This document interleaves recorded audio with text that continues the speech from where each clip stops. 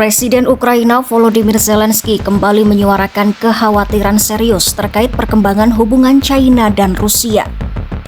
Dalam unggahan terbarunya, ia menyebut bahwa Beijing tengah berupaya mengintensifkan kerjasama dengan Moskwa, khususnya di bidang industri militer.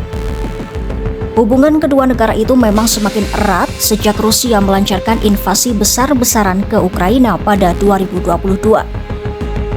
Namun, laporan intelijen yang diterima Zelensky menunjukkan sesuatu yang lebih dalam, yaitu ketergantungan Rusia terhadap investasi, teknologi, dan orientasi politik China kini meningkat tajam.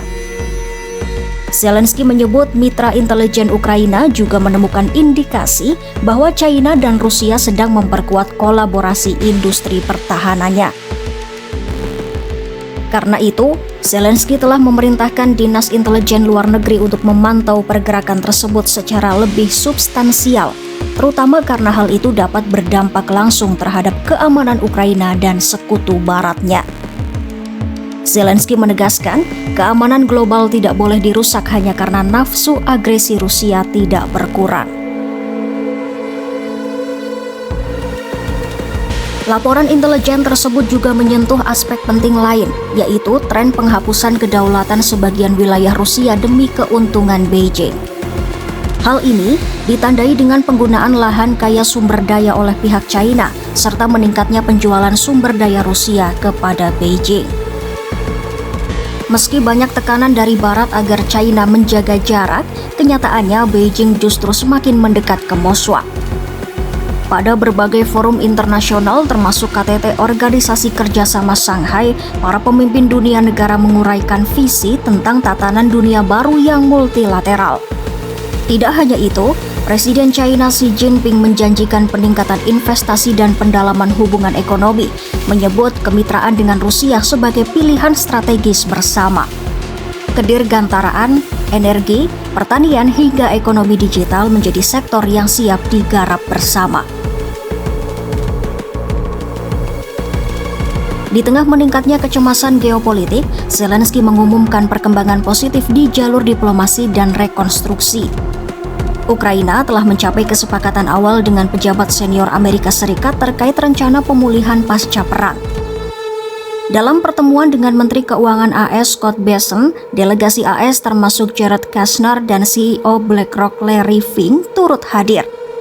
Menurut Zelensky, kedua pihak telah menyepakati prinsip dasar sebuah dokumen ekonomi yang akan menjadi fondasi pemulihan Ukraina. Ia menegaskan bahwa pertumbuhan ekonomi pasca perang hanya dapat terwujud apabila ada jaminan keamanan yang kuat. Zelensky menyebut, tanpa keamanan tidak ada hal lain yang dapat terwujud. Ukraina dan AS juga masih mengerjakan sebuah dokumen fundamental berisi 20 poin untuk mengakhiri perang yang kini mendekati tahun keempat sejak invasi dimulai. Dari Eropa, para pemimpin Inggris, Perancis, dan Jerman melakukan pembicaraan dengan Presiden Donald Trump untuk meninjau upaya perdamaian yang dipimpin AS. Mereka menyebut situasi saat ini sebagai momen kritis. Kelompok koalisi sukarelawan, negara-negara Eropa pendukung Ukraina dijadwalkan mengadakan pertemuan untuk memperkuat posisi Kiev. Sekutu Eropa khawatir desakan penyelesaian cepat dari Washington dapat menghasilkan kesepakatan yang justru menguntungkan Kremlin. Di balik upaya diplomasi, medan perang tetap panas.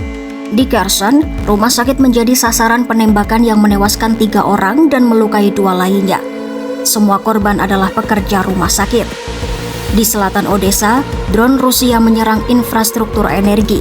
Sementara di Donbas Timur, pertempuran sengit terus berlangsung di Pokrov, di mana Ukraina menahan serangan mekanis Rusia.